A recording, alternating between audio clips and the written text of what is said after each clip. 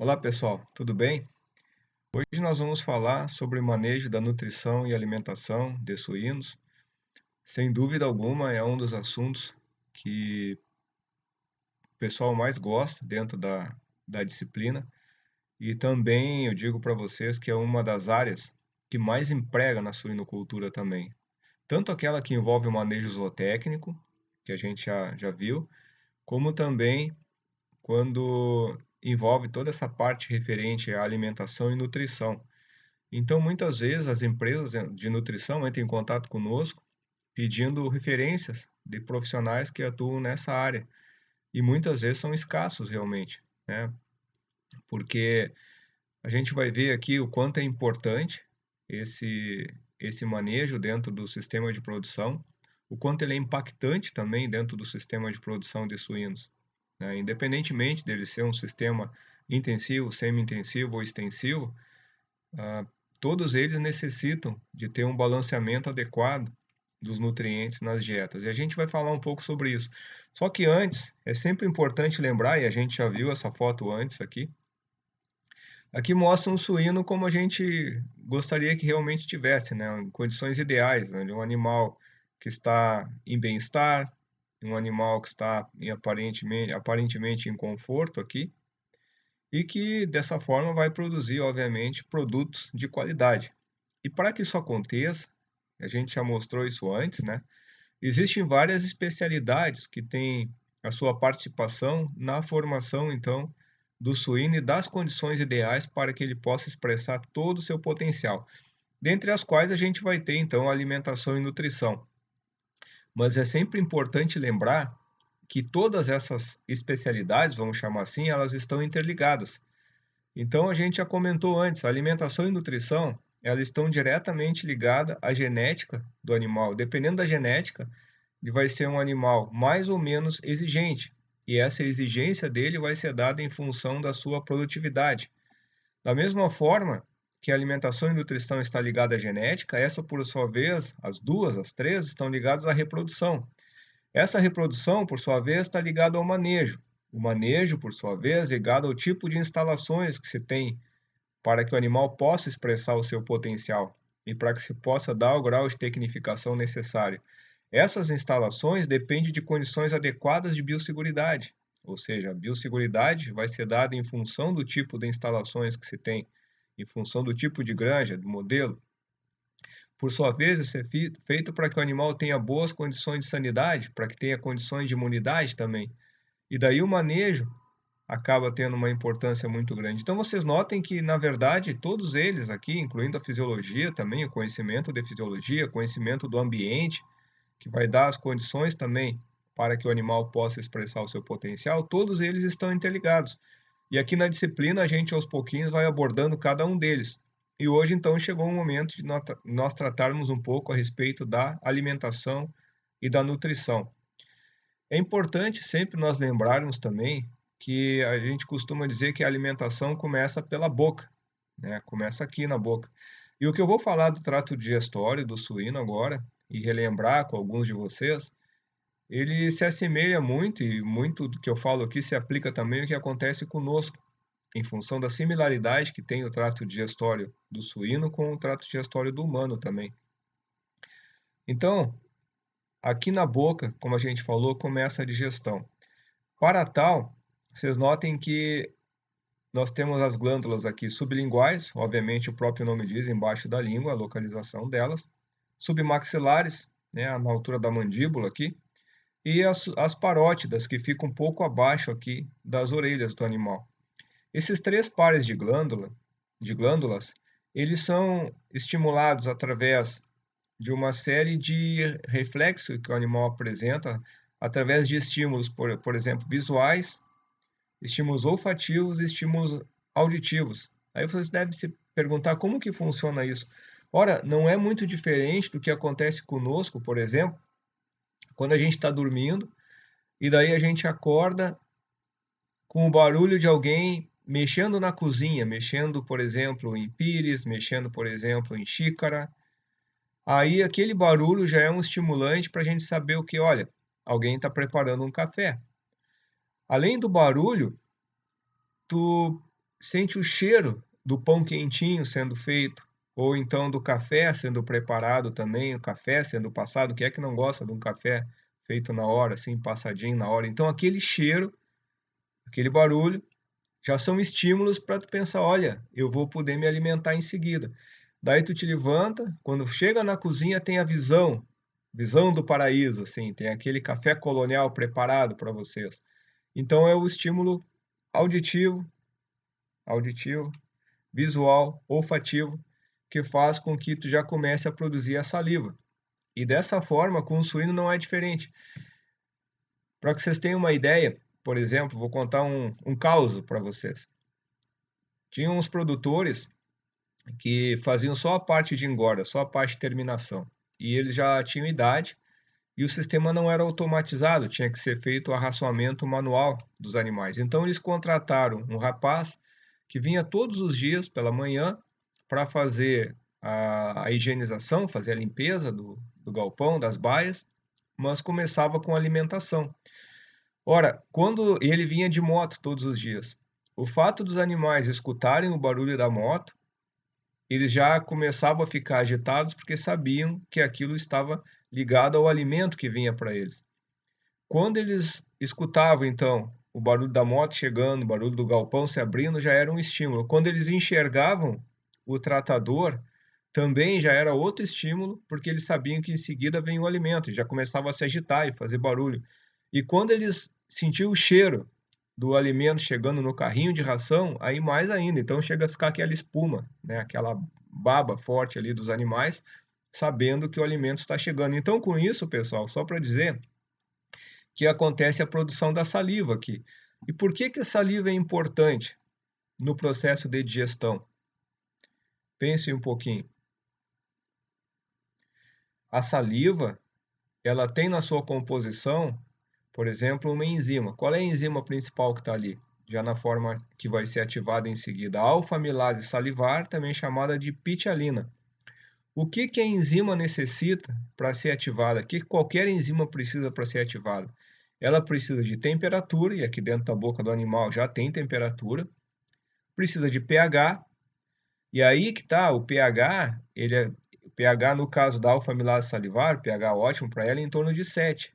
E esse pH, juntamente com a liberação dele pela saliva, também essa saliva tem na sua composição, por exemplo, bicarbonato, que faz com que o pH fique ao redor de 7.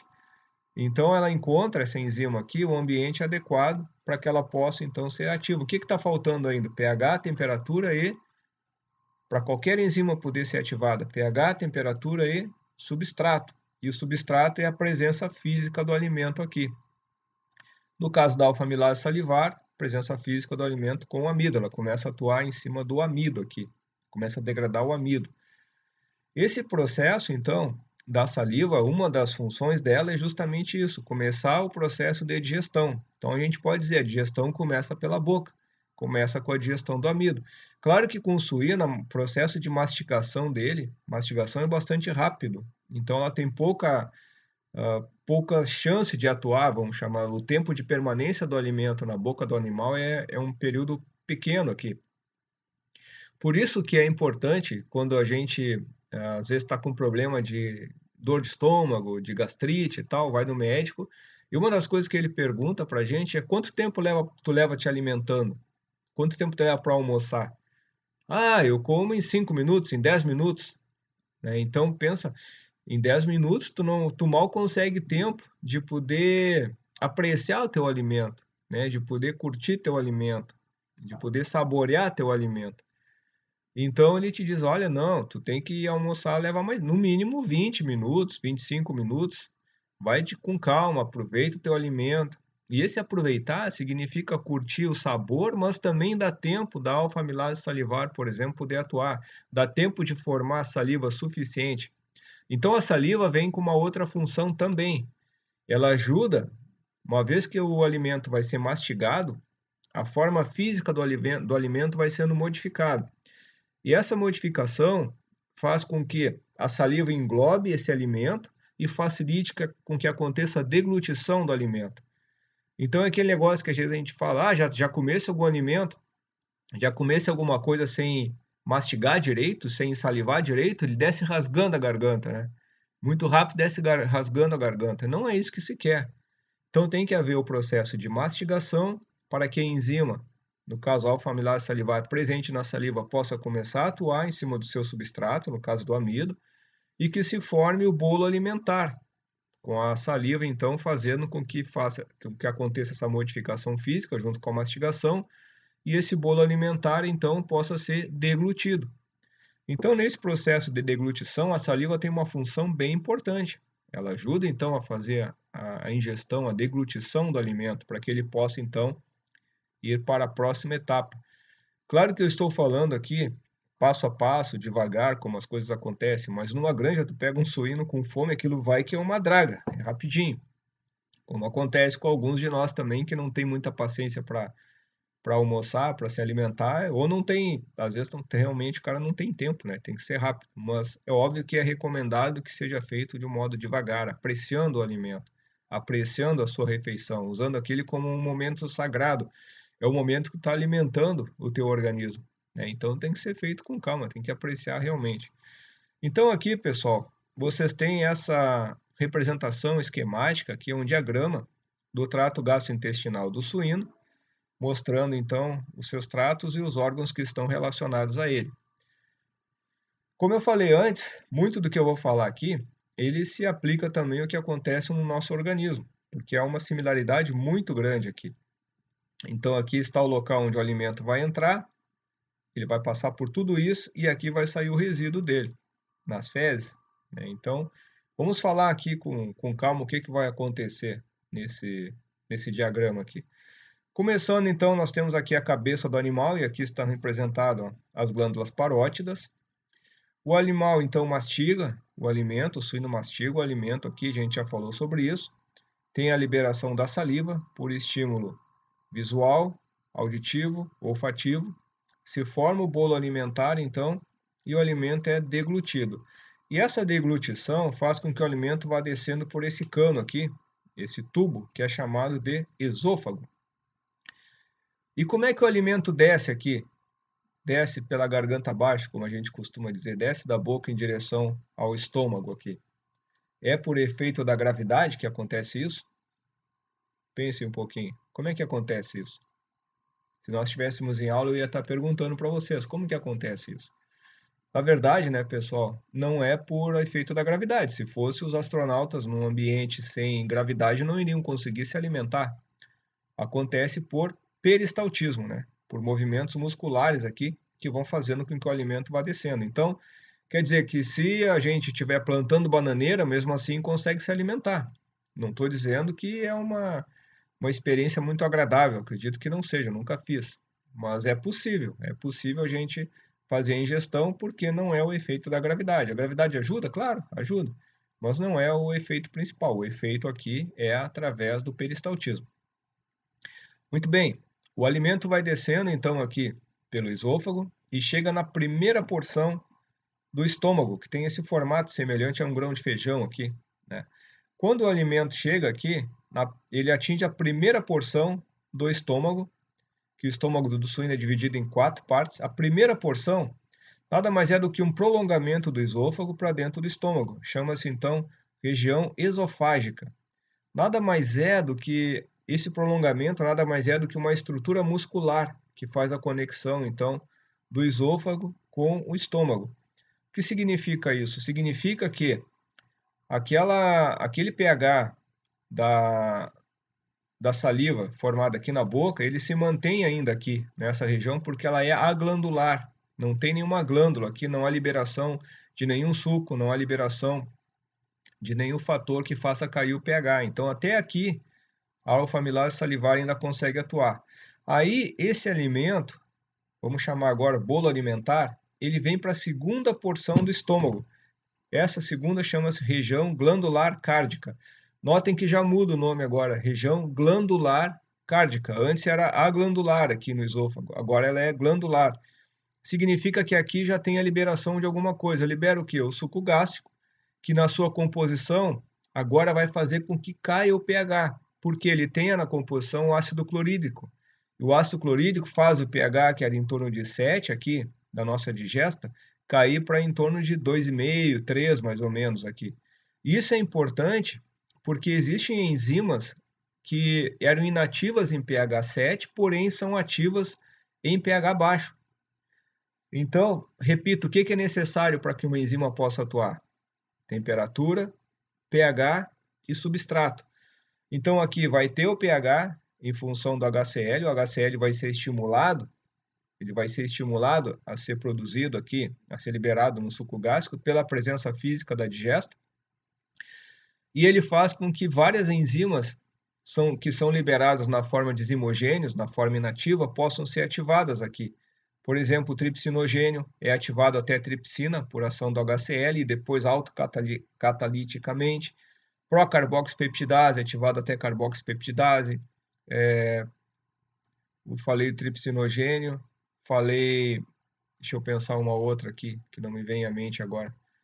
Tripsinogênio, procarboxipeptidase, bom, depois eu me lembro de outros também aí. E aí, essa digesta vai descendo e chega aqui numa outra região também glandular, chama-se região glandular fúndica, que vem de fundo aqui. Pepsinogênio, me lembrei, ativado até pepsina, também é uma outra. Aqui na região glandular fúndica, também, como eu disse, é uma região glandular, também tem liberação de uma série de enzimas e ativação delas em função do pH baixo. Então, o pH continua baixo, então a digesta vai descendo, vai chegando agora na última. E aqui é fundica, de fundo, não de fungo, é com D, não com G. Essa parte mais de baixo aqui do estômago. Depois chega para a última porção do estômago, que é a chamada região glandular pilórica. E notem que essa última região aqui, ela tem uma característica interessante, que ela faz a conexão com a primeira porção do intestino delgado. Aqui tem a chamada válvula pilórica. O que faz uma válvula? Qualquer válvula. Ela permite que alguma coisa vá num sentido e não deixa retornar. Ela permite o fluxo e não deixa vir o refluxo, se ela estiver funcionando adequadamente. Então, aqui, pessoal, nós chegamos ao final do estômago e o início agora do intestino, ou o início da tripa fina, como se chama, o intestino delgado. Aqui, então, a presença física do alimento próximo à válvula pilórica, a presença física da digesta, melhor dizendo, próximo à válvula pilórica, faz com que a válvula abra e a digesta possa entrar, então, na primeira porção do intestino delgado. Vocês lembram como é que se chama a primeira porção do intestino delgado? Lembra como é que o intestino delgado está dividido? 3 partes: duodeno, jejuno e íleo. Duodeno, essa parte aqui que vai contar com esses 2 órgãos anexos, que a gente já vai falar sobre eles. O jejuno, que é todo esse emaranhado aqui de intestino, sem dúvida a maior porção do intestino delgado está aqui. E depois a porção final dele, porção final do intestino delgado, da tripa fina, o íleo. Então, duodeno, jejuno e íleo. Muito bem, retornamos aqui. A presença da digesta na porção inicial do duodeno e a presença, por exemplo, da gordura aqui é um estímulo para que outros 2 órgãos possam ser ativados e possam fazer com que ajude na degradação. Aqui começou a degradação da proteína. Aqui também, de alguma forma, já começa, principalmente pela ação ácida do suco gástrico, já começa a degradação da gordura, mas a principal degradação da gordura vai acontecer aqui, ó. Aqui também acontece não só da proteína, mas dos carboidratos também, né? A gente já vinha falando desde a boca aqui. Mas da gordura, dos lipídios, acontece principalmente aqui, na primeira porção do duodeno. Como é que acontece isso? Deixa eu contar uma outra historinha para vocês antes da gente ir adiante. Quando a gente preparou, fez um churrasco e tal, pôde se alimentar junto com a família, com os amigos, beleza, né? Tomando uma cervejinha, um refri, uma água, enfim, um vinhozinho. E aí, depois de comer um churrasco, certamente tem carne gorda, sempre tem. Na hora de lavar os pratos, é sempre uma parte mais xarope, né? Porque fica com bastante gordura. E aquela gordura, como é que ela fica naquele prato depois que secou, depois que esfriou? Fica uma placa, né? Uma placa branca. Então vocês imaginem o que vocês têm que fazer para poder lavar aqueles pratos, para limpar aqueles pratos ali. Aí vocês pensam, eu tenho que usar Água quente? Beleza, mas água quente sozinha vai limpar? Não, água quente é parte integrante. Eu tenho que usar água quente e o que mais que eu uso? Ah, um detergente. Beleza, um detergente com uma esponja. O que que tu faz quando passa o detergente com a esponja ali junto com a água quente? Tu pega aquelas placas de gordura e transforma em pequenas gotículas, não é isso? Fica toda aquela espuma. Aquela espuma não deixa de ser um processo de emulsificação, que é pegar aquela placa grande, aquelas partes grandes de gordura e transformar em partículas bem pequenininhas. E aí vem água quente e lava aquilo tudo. Basicamente isso que acontece.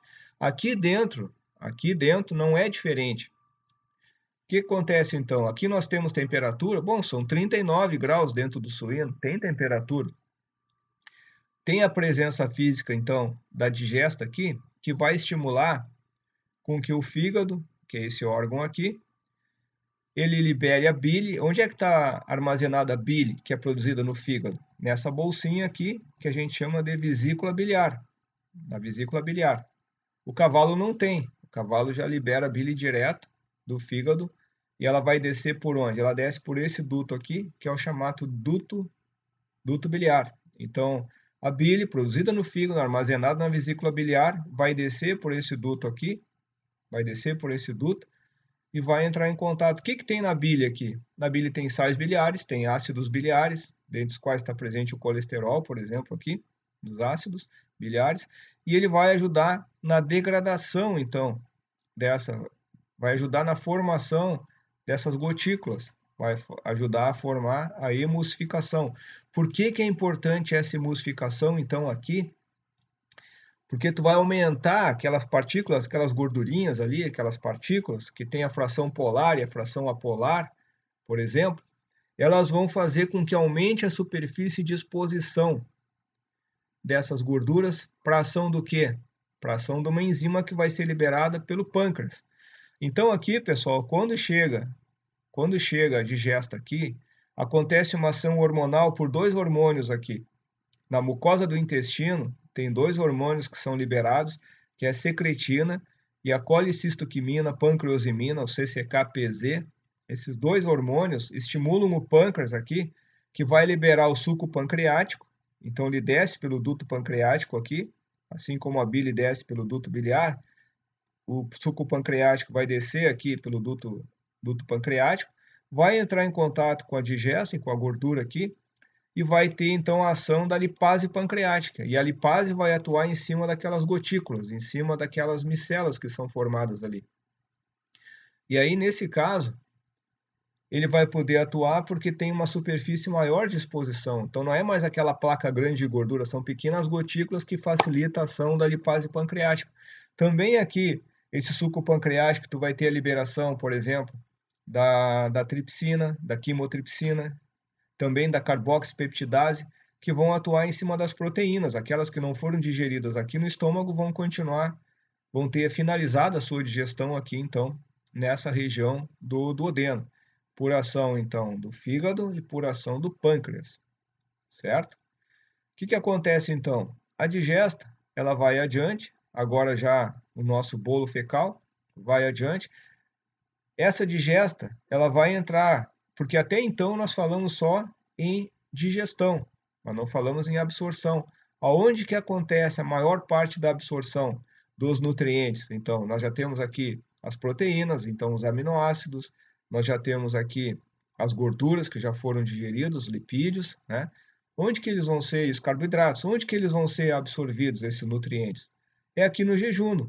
O jejum tem uma série de estrutura no formato de dedos, que a gente chama de vilosidades, e microvilosidades também, que fazem com que os nutrientes tenham sítios específicos para serem absorvidos. Então, há uma grande irrigação sanguínea nesse local aqui, em que no lúmen do intestino acontece esse processo de digestão e depois acontece o processo também de absorção. E essa absorção, ela acontece nesse enredo todo aqui de jejum, que é justamente para que passe devagar essa digesta nesse processo todo, vai passando devagarinho e vai podendo ser absorvido adequadamente, até chegar depois na porção final aqui do intestino delgado, que é o íleo. E aí, o bolo fecal agora chega no intestino grosso ou na tripa grossa. Como é que se divide o intestino grosso? Também são 3 partes. No caso ali, ó, o cécon, que é essa parte aqui. Depois o colo, e aqui representado os anéis do colo também, ó. São essas reentrâncias aqui. E finaliza com o reto. Nesse local aqui, principalmente no cécon de animais adultos, existe uma microflora presente que vai poder ajudar a degradar a fibra. Aqui também acontece a síntese da vitamina K e da biotina, pela microflora que está presente aqui, principalmente, repito, em animais adultos. E aí, nesse caso, ó, a digesta vai passando devagar aqui, ela vai sendo retida por essas reentrâncias, porque aqui também acontece a reabsorção da água, tanto a água que foi ingerida, como a água que é gerada no processo de degradação, no processo de digestão do alimento. Então, ela é retida, reabsorvida aqui, por isso que as fezes, em condições normais, elas saem na forma pastosa, na forma seca, né? Que é o resíduo, então, daquele alimento que havia entrado aqui. Então, eu espero que vocês tenham entendido, espero que tenha sido claro.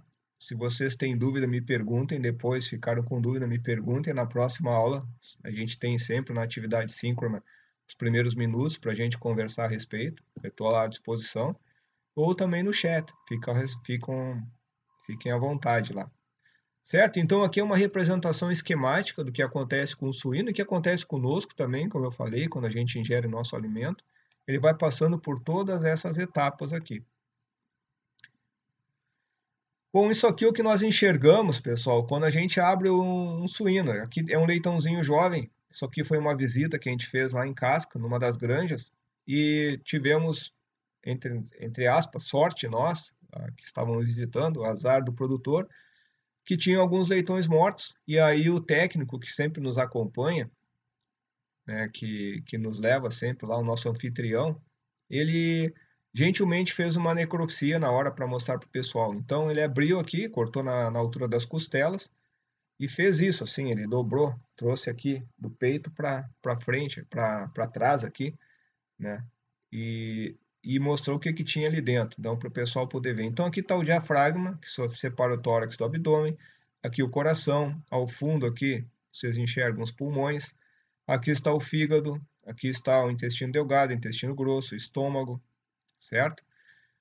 Então é isso que a gente vai encontrar quando a gente abre, não é aquela representação bonitinha, esquemática que a gente fez ali. E aqui vocês têm um problema que aconteceu e eu vou chamar a atenção disso para vocês depois no próximo vídeo ou nos próximos vídeos que a gente estiver falando a respeito desse assunto. O que que pode ter levado a esse problema? Vocês notem aqui, ó, um fígado bastante edemaciado, um fígado hemorrágico aqui. Aqui vocês notem, ó, o intestino bastante hemorrágico. Aqui vocês notam a presença de diarreia, por exemplo. O que será que aconteceu com esses leitões? A gente está falando em leitões no início da fase de creche, aqui após o desmame. O que será que levou os leitões a ter esse tipo de problema aqui? Vocês notem, ó, diarreia. Vocês notem aqui intestino hemorrágico, presença de sangue aqui. O fígado aqui também bastante hemorrágico. O que será que levou os animais a ter esse problema? Isso a gente vai contar nos próximos capítulos, mas guardem essa imagem aí que a gente vai conversar mais sobre ela mais adiante. Aqui para vocês olharem o trato gastrointestinal, aquela representação esquemática, a gente separando o trato aqui em partes para vocês poderem enxergar num animal adulto, ó. Então aqui está o esôfago, aqui representado o estômago, aqui começa do intestino delgado, da tripa fina, ó. Começa com o duodeno, o jejum e depois o ilho. Notem que a maior parte realmente é o jejum. O jejum representa, no intestino delgado de um animal adulto, está aqui, ó, 16 a 20 metros de comprimento. Claro que depende muito de raça para raça, de linhagem para linhagem, do tamanho do animal adulto. Tem animais adultos que são maiores, outros são menores, natural isso. Aqui como se fosse uma régua de 30 centímetros, para vocês terem uma ideia do tamanho do intestino. Então, o duodeno representa essa parte aqui 4 a 5%, assim como o ilho aqui, 4 a 5%. A maior parte, então, é o jejuno. Lembra do jejuno? Onde acontece o processo de absorção dos nutrientes. Então, foi retirado toda uma série de tecidos que estavam aqui para poder facilitar e montar essa estrutura para vocês poderem enxergar. Mas isso aqui é todo um enovelado e há uma grande irrigação sanguínea aqui, para que os nutrientes que são absorvidos, eles que são digeridos, eles possam ser absorvidos, levados à corrente sanguínea, e a partir daí levado, por exemplo, ao fígado para ser metabolizado e ser utilizado como o organismo precisa usar. Aqui vocês veem uma parte do tecido, ó, que faz a conexão. Esse tecido conectivo foi todo retirado para facilitar aqui a realização dessa fotografia. Então vocês têm aqui, ó, a parte do intestino delgado demonstrado, o estômago aqui também. O suíno jovem, ele tem um comprimento menor, porém a proporção se mantém. A maior parte aqui, quase 90, cerca de 90% é do jejum. Com relação ao intestino grosso, aqui está o cécon, aqui está o colo e aqui está o reto. Da mesma forma, o cécon representa em torno de 7 a 8% e o colo em torno de 80%. Então vocês notem aqui, ó, essas reentrâncias. Por que que esse intestino é grosso, como a gente diz? Por que que ele é grande? Por que que ele é, no caso aqui, large intestine, está falando aqui, né? Por que que ele é grande? Justamente, ó, porque aqui é a formação do bolo fecal. Aqui vocês têm atividade, principalmente em animais adultos, atividade microbiana, fazendo a produção de ácidos graxos voláteis, acético, propiônico, butírico. Aqui, repito, acontece a ação dessa microflora e faz a síntese da vitamina K, a síntese da biotina também. E essas reentrâncias todas aqui é justamente para fazer com que dê uma freada na passagem do bolo fecal aqui, justamente para que aconteça a reabsorção da água, por exemplo, né? E que as fezes possam sair na forma pastosa ou na forma seca. Sair aonde? Sair na porção final aqui, que é no reto. Né? Então é isso que vocês vão enxergar se a gente fizer a dissecção, se a gente abrir o animal e separar só a parte do trato digestório deles aí, certo? Voltando à nossa representação esquemática, vamos fazer uma simples comparação entre dois animais que são não ruminantes e que têm na sua alimentação, a base da sua alimentação, milho e farelo de soja, ração, né? No caso, suínos e aves. Então aqui representando o suíno, mais uma vez, a gente já viu em detalhes lá, e agora vamos ver uma ave aqui. O que que difere o trato digestório do suíno e da ave, né? Então vocês notam, o suíno, ele tem a boca e na boca tem os dentes para fazer a mastigação, triturar o alimento, né? Aumentar a superfície de exposição dele à ação das enzimas e dos sucos digestivos também. A galinha não tem boca, ela tem um bico. E no bico não tem dente, a não ser naqueles desenhos lá da fuga das galinhas, né? Mas não existe, não tem dente aqui.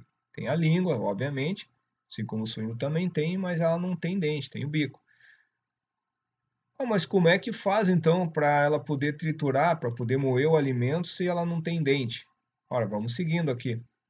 Descendo aqui da boca do suíno, a gente tem o esôfago, que leva até o estômago, que tem a função também no suíno de armazenamento do alimento. E na ave, onde que acontece o armazenamento? Acontece no papo, tanto que a gente diz, ah, comeu até encher o papo, né? Tá aqui, ó, no papo. Então o alimento ele é ingerido, ele vai parar aqui no papo, e depois ele vai descendo e chega até o estômago glandular ou proventrículo. Então a ave tem dois estômagos. Tem o estômago glandular, também chamado estômago verdadeiro ou proventrículo, e tem aí sim, ó, o estômago muscular, que é a moela aqui. Aqui que acontece a maceração, então, daquele alimento que foi ingerido aqui através do bico. Ela chega aqui, sofre a ação dos sucos digestivos no proventrículo e a moagem acontece aqui na moela. Como o próprio nome diz, a moela está fazendo a moagem, né? E aí, o que que acontece? No suíno, vocês notam que o duodeno era esse tubo que a gente está mostrando aqui, onde tem a liberação da bile aqui pelo fígado, pelo duto biliar, e do suco pancreático pelo duto pancreático aqui. Então, ele é um tubo que recebe esses dois órgãos anexos. No caso da ave, vocês notem que ao invés de ter o duodeno ao comprido, ele tem a alça duodenal, que é essa curva aqui. E o pâncreas, onde é que está? Ele não está como órgão anexo, ele está dentro dessa alça duodenal aqui. Como anexo vai estar o fígado. Então, notem que o duto biliar e o duto